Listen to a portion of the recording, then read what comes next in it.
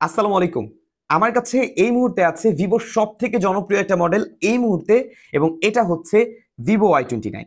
বাংলাদেশে মূলত এই স্মার্টফোনটা ৩টা ভেরিয়েন্টে লঞ্চ করা হয়েছে।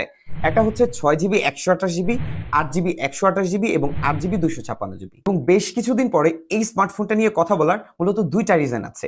একটা রিজন হচ্ছে আমরা প্রথম ভিডিওতে শুধুমাত্র স্মার্টফোনটার ফার্স্ট ইমপ্রেশন, স্কোর এবং স্পেসিফিকেশন আপনাদের সাথে শেয়ার করেছিলাম। বাট আজকের ভিডিওতে মূলত আমরা এই স্মার্টফোনটা ব্যবহার করে আমার এক্সপিরিয়েন্স কেমন হয়েছে সেটা শেয়ার করব। তবে দ্বিতীয় রিজনটা কিন্তু সব থেকে বেশি ইন্টারেস্টিং, কারণ আমার হাতের এই ফোন সহ ভিভোর যে কোনো স্মার্টফোন আপনি কিন্তু এখন চাইলে সুলভ কিস্তি বা ইএমআই এর মাধ্যমে কিন্তু পারচেস করতে পারবেন। কিভাবে পারচেস করতে হবে, কি কি লাগবে, সবকিছু আজকের ভিডিওতে আপনাদের সাথে শেয়ার করব। সো কথা না বাড়িয়ে চলুন শুরু করি। This is your show. আমি আছি জাকারিয়া হাসান পার্থ।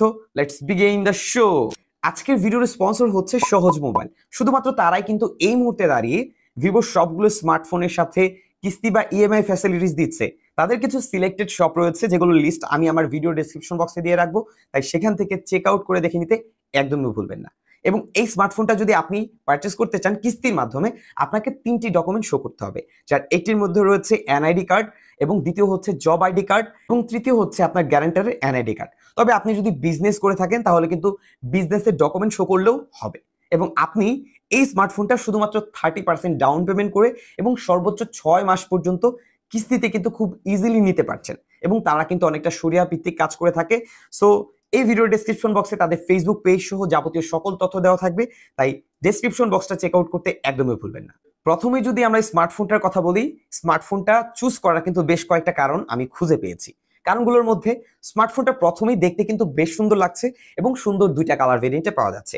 এবং স্মার্টফোনটার যে ক্যামেরা মাপের স্টাইল, সেটা গতানুগতিক স্টাইল থেকে একটু ডিফারেন্ট। সো দেখতে বেশ ভালোই লাগছে। এবং এই ক্যামেরা মাপের মধ্যে আমরা মূলত একটি আয়ার সেন্সর পাচ্ছি, যা দিয়ে কিন্তু আপনি আপনার বাসার টিভি, তারপরে হচ্ছে মানে রিমোট দিয়ে যেগুলো কন্ট্রোল করা যায় সবকিছু কিন্তু এই আয়ার সেন্সর দিয়ে আপনি কন্ট্রোল করতে পারছেন। সাথে আরো একটা রয়েছে একটি নোটিফিকেশন লাইট, যা দিয়ে কিন্তু আপনার কল, মেসেজ সহ মিউজিকের ক্ষেত্রেও এই 8 জিবি লাইটটা কিন্তু কাজ করছে। ফ্ল্যাশ লাইটটাও দেখতে পাচ্ছেন, এবং ক্যামেরা বাম যে এত বেশি উঁচু তা কিন্তু নয়, একদম গতানুগতিক একটা স্টাইল কিন্তু দেখতে পাচ্ছি। রাইট সাইডে পাচ্ছি একটি power button with fingerprint sensor, যার অ্যাকুরেসি এবং ফাস্টনেস কিন্তু আমার কাছে বেশ ভালোই মনে হয়েছে। পাশাপাশি পাওয়ার বাটনটাও বেশ ক্লিকি মনে হয়েছে। নিচের দিকে আমরা পাচ্ছি একটি type C charging port, bottom firing speaker এবং একটি মাইক্রোফোন পোর্ট। এবং স্মার্টফোনটার মধ্যে কিন্তু আপনি হাইব্রিড সিম ট্রে পাচ্ছেন। তবে এটা যদি ডেডিকেটেড করা হতো তাহলে আরো বেশি বেটার হতো। এখানে আপনি দুটি সিম অথবা একটি সিমে একটি মেমোরি কার্ড ব্যবহার করার সুযোগ পাচ্ছেন। তবে স্মার্টফোনটার যে বিষয়টা খারাপ লেগেছে সেটা হচ্ছে যে এটি সেকেন্ডারি নয়েজ ক্যান্সেলেশন মাইক্রোফোন তারা ব্যবহার করেনি, যা থাকা সত্যি অনেক বেশি দরকার ছিল।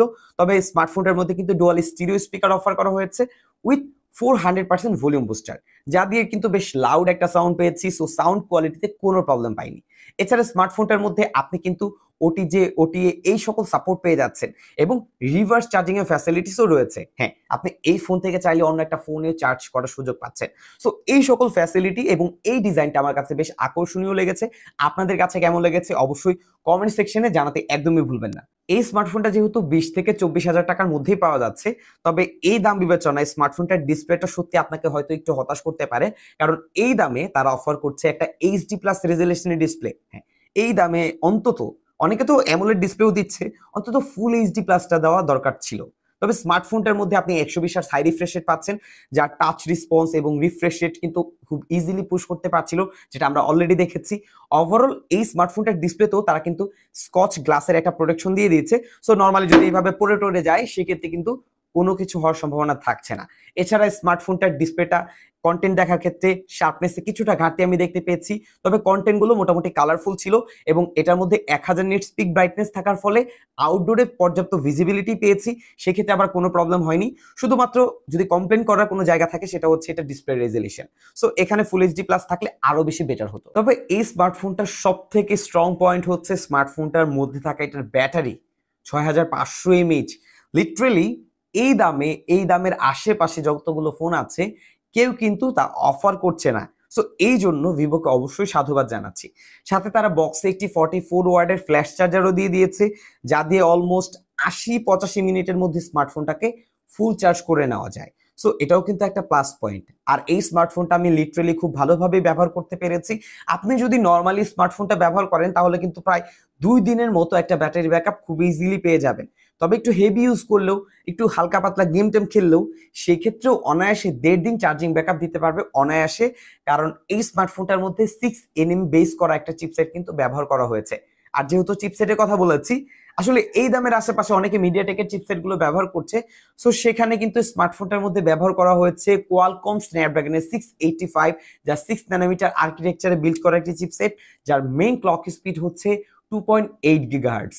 এবং এই চিপসেটটা এই দাম বিবেচনায় বেশি স্ট্রং একটা চিপসেট, যা দিয়ে আপনার ডেইলি লাইফের কাজবাজগুলো তো খুব ইজিলি করতে পারবেন। অনেকে আছেন শুধুমাত্র সোশ্যাল মিডিয়া ব্যবহার করেন, একটু হালকা পাতলা কাজবাজ করেন এবং অফিস ওয়ার্কের কাজগুলো করার ক্ষেত্রে বিভিন্ন অ্যাপস ব্যবহার করে থাকেন।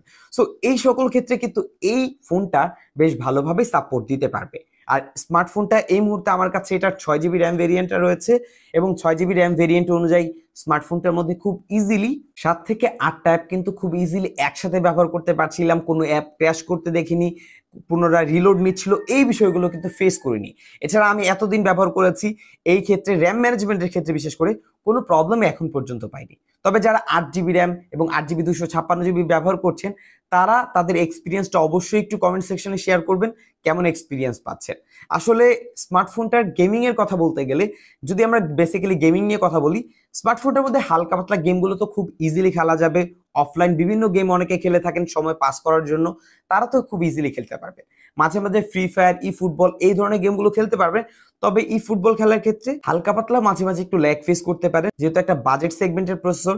সো এই সকল বিষয়গুলো যদি নিয়ে বলি, তাহলে এখন পর্যন্ত এটার ওভারঅল যে এক্সপিরিয়েন্স আমি পেয়েছি, যেমন মাল্টিটাস্কিং, তারপর হচ্ছে গেমিং, মাঝে মাঝে একটু হেভি পুশ করা, মাঝে মাঝে একটু এডিট করা, ভিডিও এডিট করা, সো এই সকল ক্ষেত্রে কিন্তু এখন পর্যন্ত কোনো প্রবলেম পাইনি। আর এই স্মার্টফোনটা আপনারা কিন্তু পেয়ে যাচ্ছেন লেটেস্ট অ্যান্ড্রয়েড 15-এ এবং সাথে রয়েছে ফান্টাসিস 15 এবং 15 রয়েছে, সাথে আরো দুটি আপডেট পাবেন। দ্যাটস মিন 16-17-এর আপডেট কিন্তু অটোমেটিক্যালি চলে আসবে। আর স্কোরগুলো কিন্তু আমি অলরেডি আমার প্রথম ভিডিওতে শেয়ার করে দিয়েছি। সো এই ভিডিওতে আপাতত স্কোর শেয়ার করছি না, তবে স্কোর দাম বিবেচনায় খারাপ করেনি। তবে একটা বিষয় খারাপ লেগেছে, সেটা হচ্ছে এটার মধ্যে যে স্টোরেজ ভেরিয়েন্ট ব্যবহার করা হয়েছে তা কিন্তু eMMC 5.1। সো এখানে অনেকে নাক শিটকাতে পারেন। আমার মনে হচ্ছে যে এখানে যদি UFS 2.1 অথবা 2.2টা ব্যবহার করা হতো, তাহলে অবশ্যই বেটার হতো। স্মার্টফোনটার ক্যামেরা সেটআপ দেখে অনেকে ভাবতে পারেন যে 3টা ক্যামেরা, না, এখানে 3টা ক্যামেরা নয়, 2টা ক্যামেরায় ব্যবহার করা হয়েছে, যার মেইন ক্যামেরা হচ্ছে 50 মেগাপিক্সেল অ্যাপারচার f1.8। আর এই স্মার্টফোনটার মধ্যে আপনি ফ্রন্ট সেলফি ক্যামেরা পাচ্ছেন 8 মেগাপিক্সেল। সব থেকে ভালো বিষয় যেটা লেগেছে, এটার মধ্যে কিন্তু ক্যামেরা টু এপে আনলক করা আছে। দ্যাটস মিন আপনি কিন্তু চাইলে জি ক্যাম অথবা এলএমসির মতো ক্যামেরা খুব ইজিলি স্মার্টফোনটার মধ্যে অ্যাক্সেস করার সুযোগ পাচ্ছেন। সো এটা কিন্তু যথেষ্ট প্লাস পয়েন্ট। স্মার্টফোনটার এলএমসি দিয়ে কিন্তু আমরা বেশ কয়েকটা ছবি তুলেছি, যার কিছু স্যাম্পল আমি শেয়ার করছি, যে আপনারা অলরেডি দেখতে পাচ্ছেন। সেখানে ভালো ডিটেল, শার্পনেস সবকিছু কিন্তু দুর্দান্তভাবে ধরে রাখতে পারছিল এবং কালার ক্যালিব্রেশন কিন্তু আপনার যে মুডগুলো রয়েছে সেগুলো ব্যবহার করা অনুযায়ী আপনার কালার ক্যালিব্রেশন আসবে। সো আমার কাছে বেশ ভালো লেগেছে। তবে নর্মালি স্মার্টফোনটার মধ্যে যখন আমরা ছবি তুলছিলাম, জি ক্যামের তুলনায় শার্পনেসের কিছুটা ঘাটতি দেখতে পাবেন, তবে নর্মাল অবস্থায় একটা ঠিকঠাক পারফরমেন্সই দিয়েছে। ক্যামেরা আউটপুট যথেষ্ট ভালো ছিল। এটা দিয়ে আউটডোরে ছবি তুলেছি, সেই অবস্থায় ভালো আউটপুট পেয়েছি, শার্পনেস ভালো ছিল, এইচডিটাও ভালো ব্যালেন্স করতে পারছিল, এইচ ডিরেকশনও আমার কাছে ঠিকঠাক মনে হয়েছে।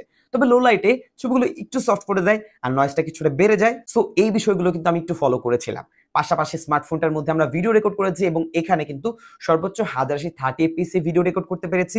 এখানে যদি 30 fps এ না হয়ে 60 fps এ সাপোর্ট থাকতো তাহলে আরো বেশি বেটার হতো।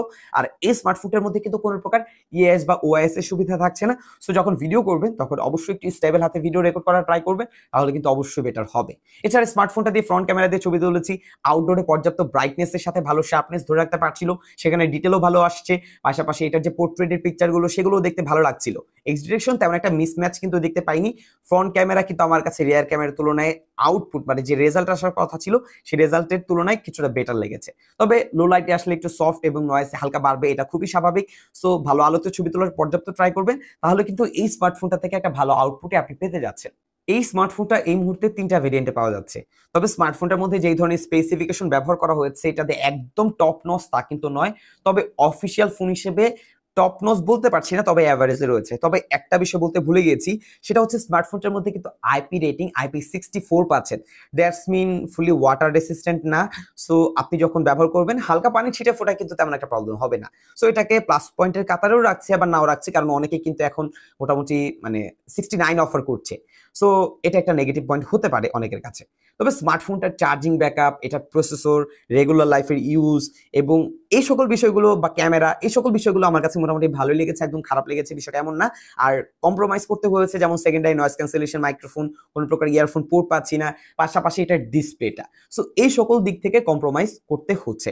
সো এখনো আমার কাছে মনে হচ্ছে এটার প্রাইসটা যদি আরেকটু কমিয়ে নিয়ে আসে ভিভো, তাহলে আরো বেটার ভ্যালু ফর মানি হতে পারে ভিভো Y29। সো ভিউয়ার্স, এই ছিল আজকের ভিডিও। যদি ভিডিওটি ভালো লেগে থাকে অবশ্যই ভিডিওতে লাইক করবেন, কমেন্ট করবেন, শেয়ার করতে ভুলবেন না। বাই দ্য ওয়ে, যারা কিস্তিতে নিতে চাচ্ছে তারা কিন্তু ডেসক্রিপশন বক্সটা ফলো করতে বা দেখতে একদমই ভুলবেন না, কারণ সেখানে যাবতীয় সকল তথ্য দেওয়া রয়েছে। সো বিদায় নিচ্ছি, আসসালামু আলাইকুম।